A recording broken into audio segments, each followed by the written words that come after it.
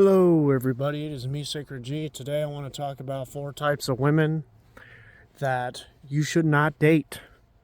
And, well, not just specifically women. I mean, this could all apply to men as well, because, let's be honest, it's human behavior, so let's get started. Number 1 is a codependent woman. Or a codependent person. Okay? Codependency can be a mixed bag. I've heard stories where, the codependent person, when confronted, ends up, changing and all this stuff and gets help and all that. That's awesome. Where it's not awesome is where they don't seek out help. They claim to, but they don't. And it becomes this clingy mess where they're keeping tabs on you 24/7. They're literally, they're literally fucking calling everyone in the house the minute you don't fucking talk to them.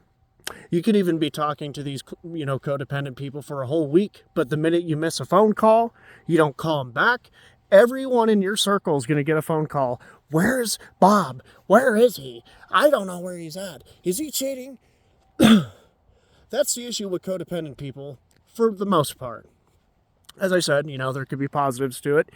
And confront them. And the way you can tell that this is going to become a problem is if they end up flipping it on you. So, codependent people in general are a really weird fucking bunch. Number 2, a manipulative woman. Now, this is going to be brought up in a later point because they manipulative people play the victim too. These people are a headache. Like, fucking seriously, dude, you're gonna allow some woman to twist stories, to take small inconveniences and even rightful callouts as threats? Are you fucking kidding me? That's the problem with manipulative people in general, is that they will take a small call out. It's not even like you insulted them, threatened them, screamed at them, insulted them. I think I said that. They'll take it and treat it like you did. You know what I'm saying?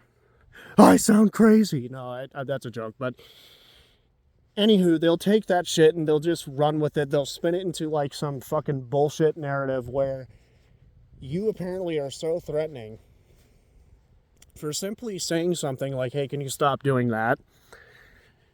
And they'll take that and make it seem bigger than it is. But you gotta clock that. Okay, but these people are fucking pains in the asses to deal with because they'll take that shit and just run with it, and they'll try to make you out to be some horrible person, especially if things don't go their way. I know that kind of falls under self-centeredness, but that also can fall into manipulation because they're trying to manipulate you into thinking that you are indeed a problem, and you're not.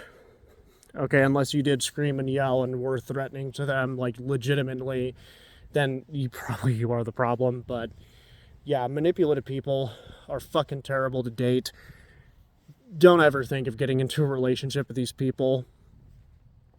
Just facts. Number 3. This one's a bit of a special one because I made a video talking about why accountability is important to me.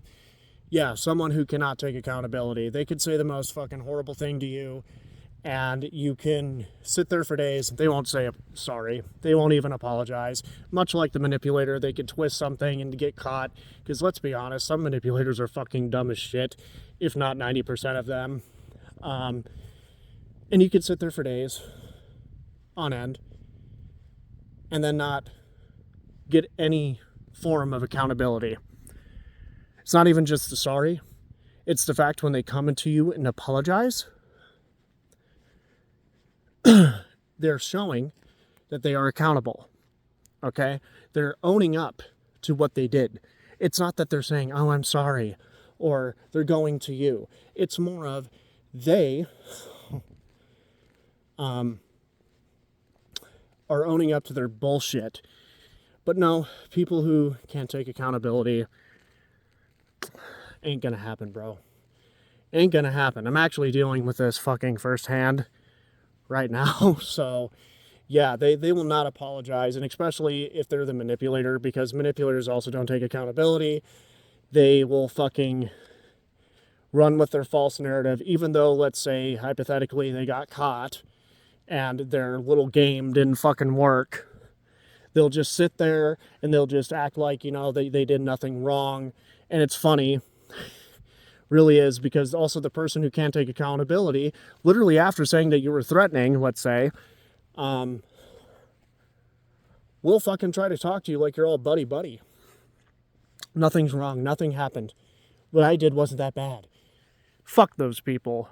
Fuck them. Number 4, the victim player. Oh my God, dude. These are the worst types of fucking people. I don't give a shit what their backstory, sad ass piece of shit backstory is. It is the worst fucking person you could even think of getting in a relationship with. These people will twist their sad story to make you feel bad for them. Okay, and especially with what I just said about like them twisting narratives about you, like a simple call out, like you saying stop do this or stop doing this. They'll twist this into some fucking game and use their sad backstory. Oh, people have screwed me over, man. My life has been nothing but people screwing me over and everything in between. I was fucked out of all 3 of my holes. Oh my God, feel bad for me, please. And it's pathetic. It's the most saddest fucking game they could play. And it's the most easiest to spot because now they're weaponizing their own bullshit backstory, which I will even go on a limb and say it's probably bullshit. Not even a single bit of it's true. But in fairness, they probably, because that's just how I like to be, sorry, but it's probably fabricated. There's probably some truths to those. But it's just so fabricated. It's like you have kind of a right to say that they're bullshitting you and they're just doing it to make you feel bad. There was a situation about a year ago where I apologized for something I did, and then that fucking person was sitting there bitching about how everyone in their life screwed them over. And I was like, I clocked that immediately. I got up and left. I was like, fuck this shit. These people are a pain in the fucking ass. They also don't take accountability because they're just going to weaponize their victim status as a way to say, oh, look, woe is me. I have been wronged so many times. Whoa, look at me, blah, blah, blah, blah, blah.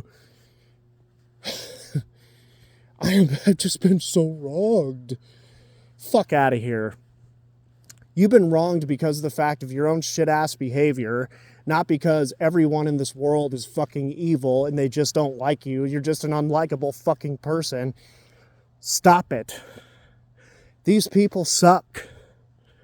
Okay? I hate people who play the victim. I just do. I hate them. I hate them because they're not only actually crying wolf, because honestly, dude, they're going to get to the point, man, where they're going to be crying wolf so much that when real shit actually happens, ain't no motherfucker going to believe them.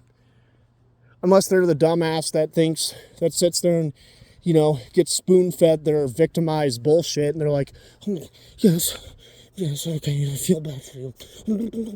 That's good. It's pretty much what it is. It's really easy to clock it. You apologize for, maybe you did make a mistake. Let's say you yelled at somebody, you go and apologize. You're like, hey, I'm really sorry, or I apologize for yelling at you. I feel really bad for it, whatever. You're not trying to make them feel guilty. It's a genuine apology, for one. And they're like, well, I can't believe you did that because I was screwed over by so many people. And it's like, shut up. They're now weaponizing their own victimhood on you. And they're flipping it on you and trying to make you feel worse for whatever it is you did. And if you just yelled at somebody because they could have deserved it, they'll still weaponize it, dude. All these interweave together. Anywho, fuck all 4 of these people. These are the worst people you could ever date. It's not just specifically to women. And I do have a bonus one for you. Yeah. Number 5. The woman has male friends. Yeah, if a woman has a male friend at all, even if they're platonic and there's no actual sexual tension between them, just fucking leave them.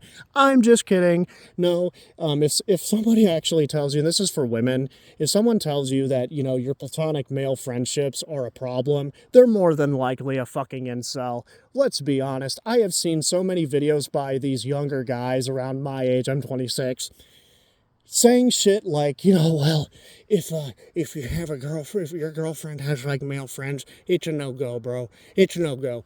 Fuck out of here, dude. Women can have male friends. The only issue with that is if there's like sexual tension between the male friends. Women can have platonic opposite sex friendships. It's not hard. If a guy tells you this and acts all funny and tries to get you to cut off your male friends and you have no sexual tension with these people at all, fuck them. They're an incel. Talk to them about it. I don't know. Do what you think is right. Because honestly, women can have platonic male fucking friendships, dude. It's stupid as fuck to sit there and say, and you know, oh, well, you can't have male friends because my incel ass can't get laid very much, and I just find every male threatening around my girl. Fuck out of here. And this also goes for you guys, too. Like, if a woman's telling you to cut off your female friends, get out of here. If there's no sexual tension, what's the problem? What's the problem? Anywho, that's me, Sacred G. I'll catch you guys in the next fucking video.